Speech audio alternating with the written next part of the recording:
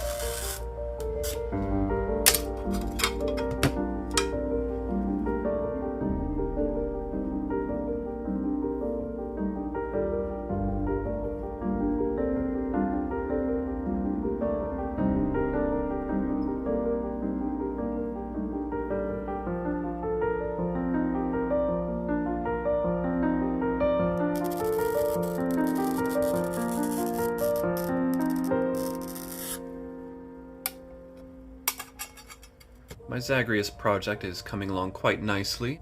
Yesterday I did a lot of the shading on the skin, shading here, shading on his hand and his arm.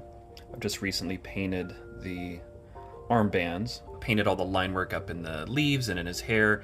This hasn't been fired in a kiln yet, which is why it's kind of gray. Once it's fired in the kiln, it'll come out nice and black, like this down here. I'm really pleased with how these skulls came out. I think those look really nice. The Dionysus boon came out quite nice as well. It's a nice pink color. You'll notice there's a big gap here. I had that piece, and I had made it out of this lovely red glass. Unfortunately, when I fired in the kiln, it came out bright orange. So that's what it was supposed to be versus how it came out. It's just one of those things that happens with glass. Sometimes you just don't know until you put it in the kiln. I did, however, find a nice replacement. The grain is a little different. It's a little more flowing, but I think that will work pretty well. So I'm going to go ahead and remake this piece out of this glass today, and hopefully have better luck this time.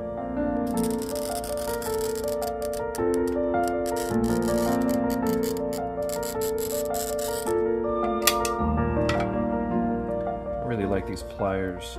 These are a little expensive. They're called Silberschnitt pliers that I ordered from Germany. These glass breaking pliers work on the concept of bending the glass along the score line, applying pressure on each side so that it splits. Traditionally, we would use what are called running pliers.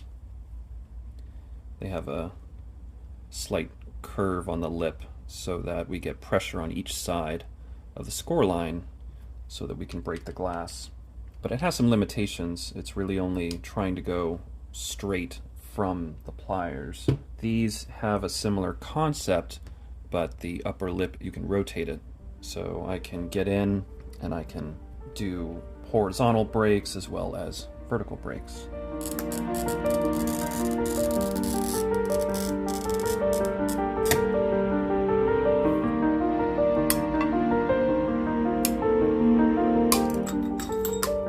A lot of these finer details I'm going to be hitting mostly with the grinder, and then this sharp angle I'm going to do with a rotary tool. And of course I have this large chunk. This is going to be the most difficult part because not only is it an inside cut with sharp angles, but there's another piece that needs to fit into there exactly. I'm definitely going to be doing most of that with the rotary tool. You'll notice I've got a water bath here. It's important to always be using water when you're grinding away glass. Not only does it keep things from overheating so that the bit lasts longer, but most importantly, it keeps the glass dust from becoming aerosolized and in the air so that me and my dogs don't breathe it in.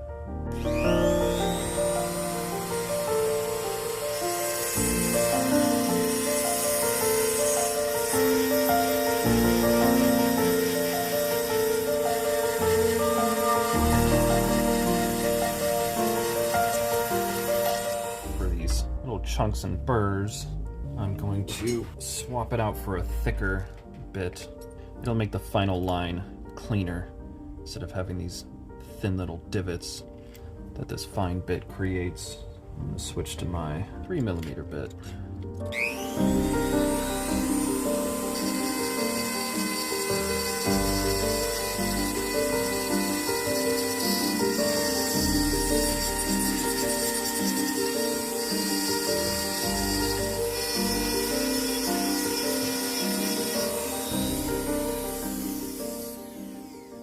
Okay, I'm going to dry this off and get it on the board, and we'll see how we did.